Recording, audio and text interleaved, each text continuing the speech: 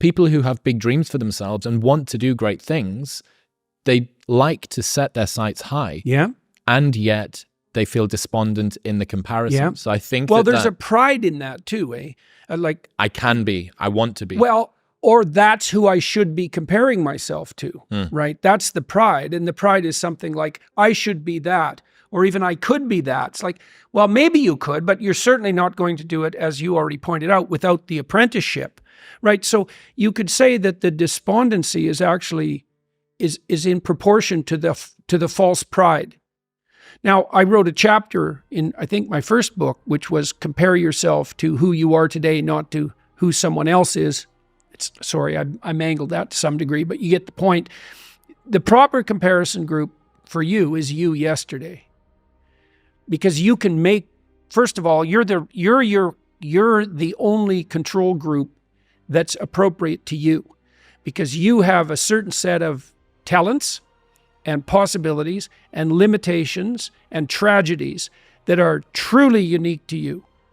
And so you might be comparing yourself to someone else on some dimension, but it's not a reasonable comparison because you don't know what talents they were blessed with, and you also don't know what opportunities they had that you didn't, etc. It's just not a reasonable comparison.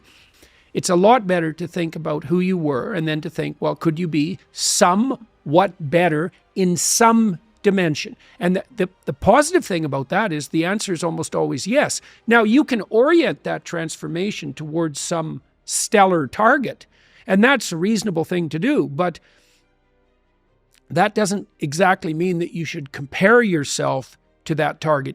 Aiming at something and comparing yourself to it are not exactly the same thing. Plus, your bloody comparison is also a delusion. You know, that's another thing that you have to understand, is that you look at the person you're jealous of, and really what you're doing is you're looking through a very narrow aperture at a very thin slice of their life. You're looking at the thin slice of their life that's turning out the best, but you're also looking at a thin slice of their life that's marketed to be the best, right? And you have no idea what the horror of that person's life might be in its totality. And you have no idea if the deal was, say you wanted to be Russell Brand. There's a good example. You wanted to be Russell Brand. You wanted to be as charismatic and as famous as he is. Well, your real wish is that you get to have everything Russell Brand has, but none of his problems. Well, come on.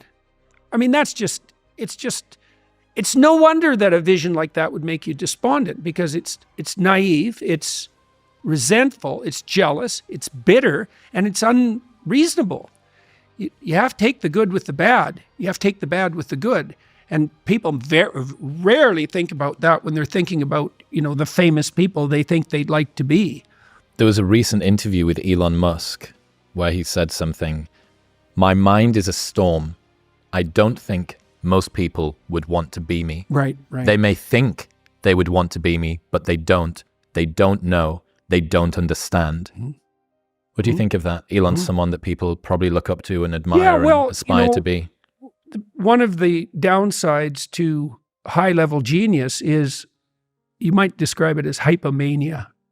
So here's a simple test that people can do. So this is a test of something called verbal fluency, and verbal fluency is associated with creativity. And so here's a simple verbal fluency test. Write down as many 4-letter words as you can in 3 minutes that begin with T.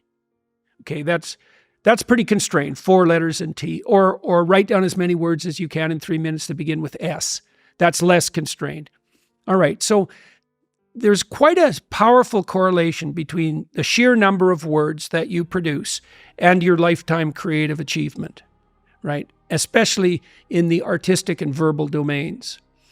That's different than vocabulary. Vocabulary is how many words you understand. Fluency is how many words you can produce in a given amount of time. Deployment of those words. Yeah. Well, people vary to a degree that you can hardly imagine. So some people, if you get them to do the 4-letter test in 3 minutes, they'll write down like 12 words. And some will write down 150. And the ones who are writing down 150, their minds are going at a hypomanic rate. They're just thinking 5 times as fast bing, bing, bing, bing, bing, bing. Yeah. without any remission whatsoever. And when that gets completely out of control, you have manic. You have someone who's manic. And there's nothing fun about manic. That's where the word maniac comes from. And someone who's manic has 1,000 different plans, each of which are one sentence long, that they're hyper enthusiastic about. They'll spend every cent of their money pursuing them, and things just go immediately to hell. And so that's the outer limit of pathology on the creative front. And someone like Musk, who's clearly a genius, that's what he's contending with in his internal landscape. Now, I'm not saying that he's manic, because I see no signs of that, but someone that creative is on that edge. Or you see someone like Ben Shapiro. I mean, it's very interesting to talk to Ben, because, and Russell Brand is the same way. Shapiro speaks, I think, more rapidly than anyone I ever met. But if you're with him, you see very clearly that he's probably thinking 5 times that fast. And that's a lot. And when I was writing Maps of Meaning, which was my first book, I had a very difficult time shutting off my mind. I was obsessed with that book. And so I was writing about 3 hours a day. And then I was thinking about the material like for 12 hours. And the thoughts came as way faster than thinking. They probably came about as fast as I can read. I can read about 1,200 words a minute if the material isn't overwhelmingly dense. And so it was just nonstop thought for like 16 hours a day. That's part of the reason I started lifting weights.